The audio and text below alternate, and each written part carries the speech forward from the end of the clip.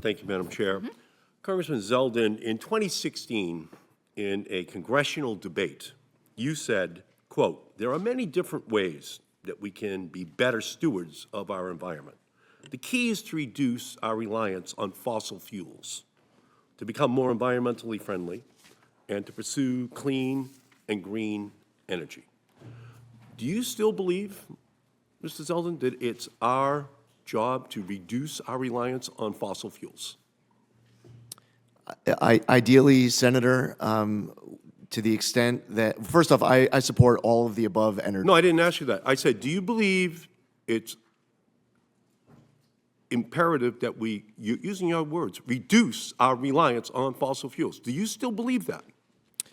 In considering all factors, in an ideal world, we would be able to pursue always the cleanest, greenest energy sources possible. Well, I'm not hearing you say that you agree with Lee Zeldin in 2016. So that means that we're in a completely different context than for your nomination hearing. Do you see the fires in LA right now? Did you see the storms ripple through Georgia and through North Carolina?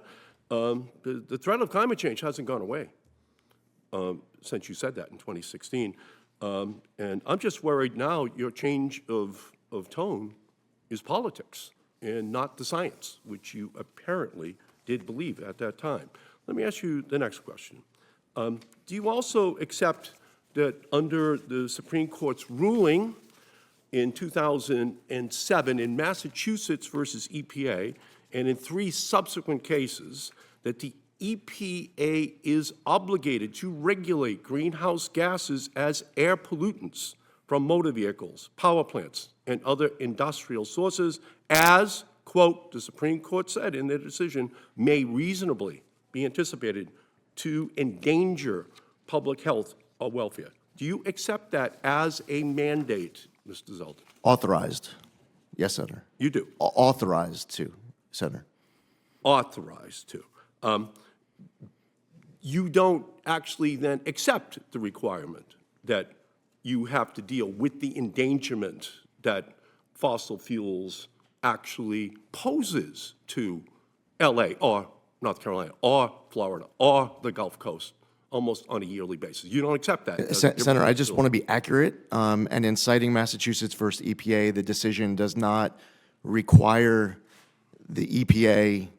It authorizes the EPA. You're obligated to regulate. If you find there's an endangerment, you're obligated. Do you feel that it's an obligation?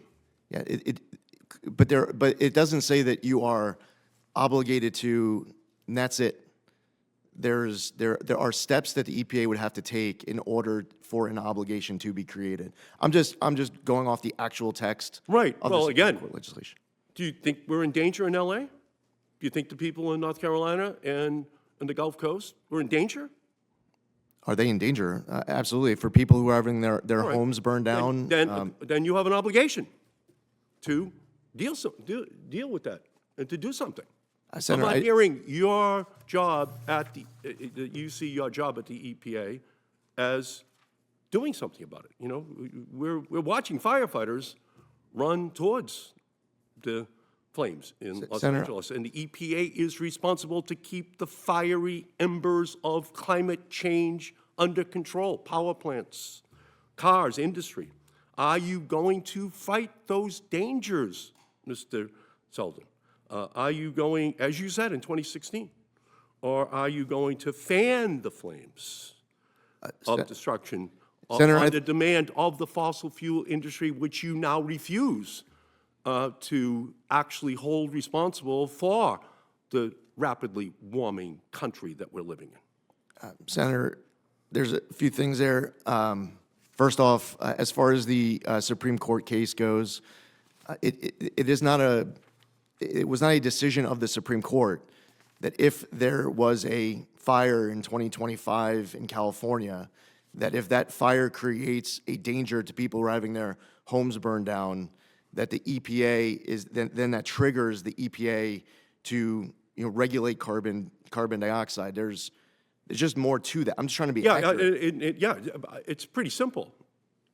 it says the EPA is supposed to be the environmental watchdog and not a fossil fuel lapdog. That's what it says. but And it doesn't the actually EPA say is that, Senator. supposed to have families be able to sleep at night knowing their air is clean and the water is safe and their future is protected. And it just should not leave people up at night wondering if they are going to have danger that comes into their family's existence because of polluters. That's the job. And between 2016 and today, something has happened that you're not willing to just come right out and say that fossil fuels is the central culprit that has been ultimately created by human beings that the EPA's job has as a responsibility to reduce. And you refuse to actually take that central responsibility. Thank you, Madam Chair. Senator Bozeman.